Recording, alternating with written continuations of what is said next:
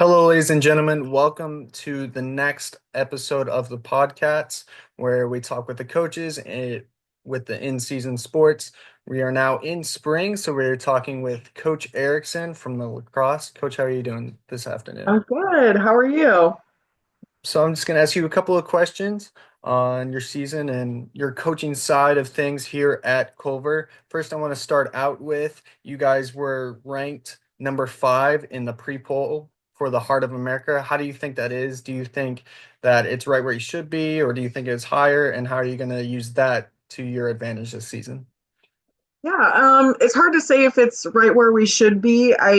Our conference is getting more and more competitive. There's several teams who started out, within the last couple years, and then there's teams who have been around for, maybe 10 years as a program. So, I think where we fell is a good place for us right now, and it only gives us the opportunity to climb. So, really looking forward to the season based on where we were ranked so we can show people maybe we're a little different than what you think. Yeah, can't wait to see how you guys compete this year. I know you guys had a pretty good season last year, made it to playoffs, so it was pretty fun to see you guys play. And then going to your players this year, you had a couple of people leave. You had Lauren Griebing leave, you had Emily Green leaving, as well as Raven Kearse leaving. But then you also had a lot of new players come in. How are they starting to fill their roles and fill those places that you've seen from those people? And how are your veterans on this team that were with you last year and years before kind of helping those new people in? Yeah, so it was definitely a loss. Anytime you lose a member of the program, especially if they were a top contributor, it makes it tough. However, I'm always, or I should say, my assistant and I were always recruiting players who are better, trying to recruit players who are better than what we currently have. And I think last recruiting season, we did a really great job in recruiting, and we have some outstanding freshmen who have just stepped up to the plate this year and are working really well with our current returners. Our returners are doing very well, especially our junior class. We have one senior, and she's actually technically a junior on the field, but she's graduating early. But we'll just start with her. Bella Olson, she's really developed her own as a player. She's gotten more aggressive. She's taking more chances. It's just so fun to watch how far she's come since she was a freshman. Katie DeCrane last year was her first year because her freshman season she had to sit out, but she got first team All American her first season, or sorry, not All American, All Conference. Her first, her first year playing, and we have Kaylee Poe back, who has had some knee injuries, and she's back playing. Jillian Vervinick and Cage. So our junior class looking great. Our sophomore class, we have Kaylin Quarles, who is, setting records and, just beat the all-time goal record and all-time point record in a game. And I believe that means we'll have to do some digging, but I think she also broke the all-time point and goal record as well. So, and then we have a couple other sophomores. Carson had to take a step back because of too many concussions, and then we have Riley, who's back, and then Miss Mia. She just came back from hip surgery, and she scored her first collegiate goal ever last week, which was really really exciting to see. I think that's about it. But yeah, and then our freshmen, they're really stepping up. So it's fun. It's been a fun time so far. Good. Always like seeing those new people really. Are they adapting well to college, especially the freshmen and the collegiate competition? Oh yeah. So I would say they're adapting, especially with this culture that we have this year. Like we have some remarkable captains in Katie DeCrane and Jillian Burbannick. It's a different culture than we've ever had. Like everybody wants to work, everybody wants to compete and get better, and the collaboration at film sessions and practice sessions. Our IQ, cumulative IQ of the lacrosse game is higher. And it makes it so much more fun. And our freshmen are eager and just wanting to take this program to the next level. And they have accountability in themselves, which is just something we've never had before, and it's raising the level on sophomores, juniors, everybody's on the same page with it. So it's that's definitely fun to see. Good, good. With everybody being on the same page, have you seen that in the season so far with, you've had a couple of wins, couple of losses. How's the season for you and the team gone so far?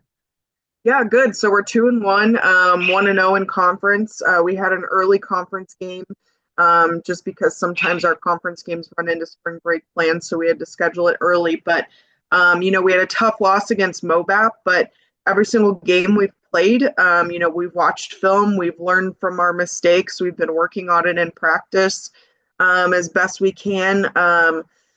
And we're looking forward to, we have 4 games in 8 days coming up here with spring break. And, Coach and I and the team are diving into film. We're doing the most scouting we've ever done as a program. And that's another thing I can say to to this team this year is they're all watching. Like, I see the numbers of them, the minutes that they're spending on huddle, and they're watching, almost as much film as we are, which is really exciting. So, yeah, I mean, if anybody can get a chance to watch a game this year, it's definitely going to look like a different team.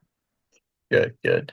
And then you're a player for the women's football league. You're a lineman, I believe, correct? I'm the center. Yeah. Yeah, center. So you just won a championship with the St. Louis Slam.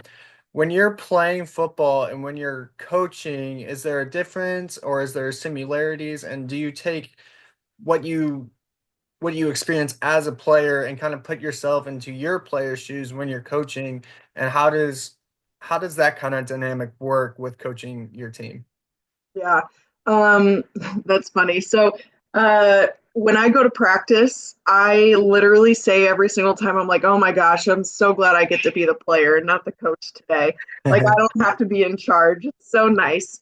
But the way I translate it, from being a player to being a coach is, especially these last couple of years, I've dealt with some injuries and I've dealt with some setbacks, and it's really transformed my mindset as a coach. If a girl hurts themselves or is sick, or um, just something comes up. I dealt with some severe loss in my family this last year too. So it's really changed my. I've always been empathetic, but it's really changed my empathy level as a coach. And I'm able to provide them more support in a sense that I've been through that situation. Um, and I'm able to guide them in the right direction. And yeah, really, it's like I can relate to them because yes, like I'm still training, I'm still doing this. So, and on the opposite side, if I see a player who's not working out over the summer, or a player who's maybe not getting themselves taken care of in the athletic training room, or not taking care of their brain the way they should be, mental health wise, I'm going to get on them because they have zero excuse. Like, I'm a full-time collegiate coach and playing a sport, winning a championship, being an All-American center. There's no excuse. So, yeah, there's a time and a place for, if you get injured, we're gonna rest you, we're gonna protect you, but you got to be mentally tough enough to dig yourself out of sickness, injury, grief, all of that. It's all part of the process, and that's the beautiful thing about sports, college athletics, is it helps us become better people and stronger people. So, yeah.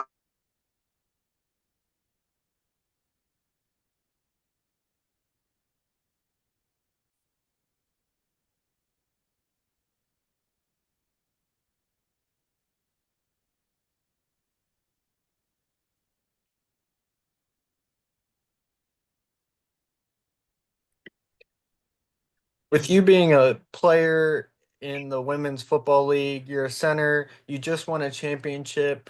How does the dynamic work with you being a player and then you being a coach? Do you see things from their perspective, or do you try to do other things differently because you know you are in their shoes? Yeah, so that's a great question, and I like to think about that a lot.